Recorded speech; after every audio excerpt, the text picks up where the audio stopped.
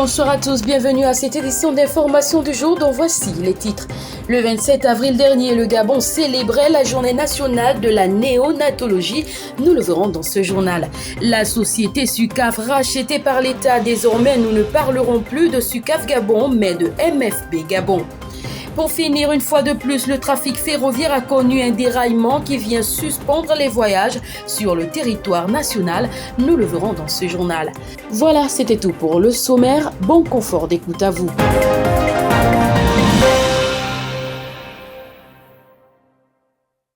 Le 27 avril dernier, le Gabon célébrait la 5e journée nationale de néonatologie. C'est en présence de la première dame Zita Oligui Nguema que la cérémonie organisée par le ministère de la Santé a eu lieu à l'école d'application du service santé militaire de Libreville. Cette dernière est également venue pour le lancement officiel du guide pratique de l'allaitement en présence du ministre de la Santé, professeur Adrien Mungungu, des représentants du ministère de la Défense et ceux de l'OMS. Au cours de cette cérémonie qui avait pour thème « Nutrition du nouveau-né et du nourrisson », l'épouse du président de la transition générale de brigade, Brice Clotaire Oligui Nguema, a tenu à remercier toutes les parties prenantes à l'élaboration de ce guide sur la nutrition. Dans son allocution, elle a rappelé l'importance de l'allaitement maternel en le caractérisant comme étant un pilier de développement de la société. Car l'allaitement, outre le fait qu'il contribue à l'établissement du lien mère et enfant, est une source naturelle de qualité à l'alimentation du nourrisson. Pour le ministre de la Santé, professeur Adrien Mungungu, ce guide pratique d'allaitement devrait permettre aux mamans d'améliorer leur pratique et d'avoir une réponse à leurs préoccupations. Cette cérémonie, disons-le, a été marquée par un hommage rendu au feu professeur Alain Ondor, membre fondateur de la Société gabonaise de néonatologie. Désormais, SUCAF Gabon devient les sucreries du Gabon. En effet, récemment, l'État gabonais a racheté les actifs de la dite société afin d'assurer la continuité de la production et l'approvisionnement du sucre sur l'étendue du territoire national. C'est le 26 avril dernier que s'est acté le partenariat avec l'investisseur turc MFB Group, désormais nouveau responsable de la pérennisation des activités de la compagnie sortante, conformément aux normes en vigueur dans notre pays. L'investisseur turc de la société MGB Group, conduite par son président Mehmet Faruk Basturk, s'est engagé à réaliser un investissement minimum de 11 milliards de francs CFA pour la réhabilitation et la modernisation de l'usine et de tous les outils de production. L'objectif de ces investissements serait d'augmenter les capacités de production de l'entreprise au cours de 5 prochaines années. L'acquéreur s'est engagé également à maintenir pour le moment le prix actuel du sucre sur le marché domestique. Il entend assurer la couverture du marché national pour une période de 12 mois par l'importation de 10 000 tonnes de sucre par trimestre, pour cause que la compagnie sucrière de 2024 n'ayant pas été réalisée par SUCAF Gabon.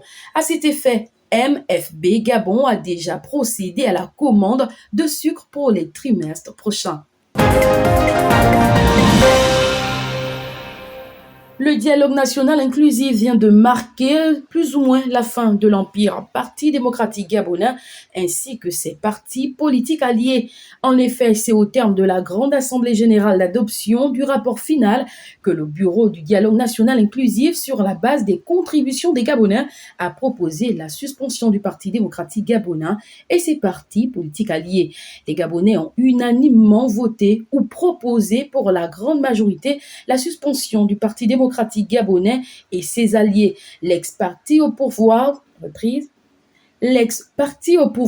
plus de 50 ans ne pourra plus mener ses activités si jamais la décision du peuple est actée par le président de la transition, le général de brigade Brice Clotaire Oligui Nguema. Outre cette suspension du PDG et ses partis de la majorité, le dialogue national inclusif a suggéré également la suspension de tous les partis politiques existants au Gabon jusqu'à la mise en place de nouvelles règles de création de partis politiques.